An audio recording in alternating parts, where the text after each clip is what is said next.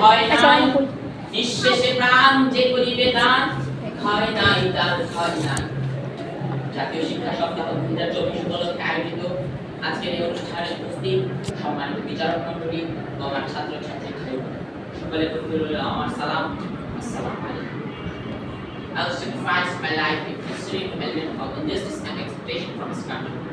বলেছিলেন একজন মহান স্যার ডেভিড ফ্রস্টের ন্যায় তিনি আর কেউ নন, সর্বকালের সর্বশ্রেষ্ঠ বাঙালি, বাঙালি জাতির মুক্তির মহানায়ক, জাতির জনক বঙ্গবন্ধু শেখ মুজিবুর রহমান।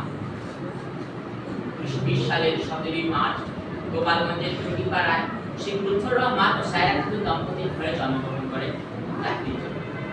কিন্তু কে জানতো সেদিনে সেই ছোট্ট শিশুটি যে একদিন হয়ে উঠবে একটি জাতি গড়ার কারিগর, একটি দেশ গঠনের কারিগর।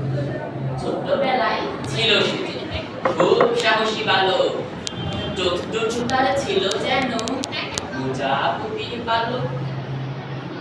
1952 সালের ভাষা আন্দোলন, 54 যুক্তফ্রন্ট নির্বাচন, 58 আইয়ুব বিরোধী আন্দোলন, 66 বাঙালির মুক্তির সনদ, 6 দফা দাবি থেকে শুরু করে বাঙালির সব আন্দোলনে বাঙালি জাতিকে এগিয়ে নিয়ে গেছেন জাতির জনক বঙ্গবন্ধু শেখ মুজিবুর রহমান। 71 7 মার্চে ঢাকার রেসকোর্স ময়দানে আহ্বান করা হয় এক বিশাল জনসভা। ওই দিন কেরোধের তাহার বজ্র কণ্ঠবাণী, গণসূর্যের মঞ্চ কাঁপিয়ে কবি শোনালেন তার অমর কবিতা খানি। এবারের সংগ্রাম আমাদের মুক্তির সংগ্রাম, এবারের সংগ্রাম স্বাধীনতার সংগ্রাম। তার সেই স্বাধীনতার অকুণ্ঠ বার্তা শুনে কোটি বাঙালি শুধু স্বপ্ন আর মনোবল নিয়ে ঝাঁপিয়ে পড়ে পাক সেনাদের বিরুদ্ধে। পাকিস্তানিরা যখন বুঝতে পারে যে বাঙালি তাদেরকে আর টিকে থাকতে দেবে না, তখন তারা এক ঘৃণ্য ষড়যন্ত্রের পথ বেছে নেয়, গণহত্যা। 1971 সালের 25 মার্চ রাতে তারা ঝাঁপিয়ে পড়ে নিরস্ত্র ঘুমন্ত বাঙালির উপর, স্থাপন করে বিশ্বের ভয়াবহতম গণহত্যার নীতি।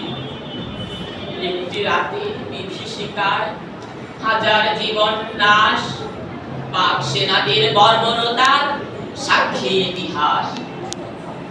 ওই দিন রাত প্রায় 1:30টার দিকে ধানমন্ডির 32 নম্বর বাসভবন থেকে গ্রেফতার করা হয় জাতির জনক।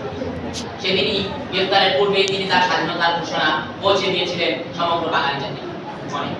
তার এই ঘোষণায় বাঙালি জাতি হানাদারদের বিরুদ্ধে যুদ্ধে ঝাঁপিয়ে পড়ে এবং দীর্ঘ 9 মাস রক্তক্ষয়ী যুদ্ধের মাধ্যমে 30 লক্ষ মা বোনের আত্মত্যাগে তারা অর্জন করেছে। ধন্যবাদ।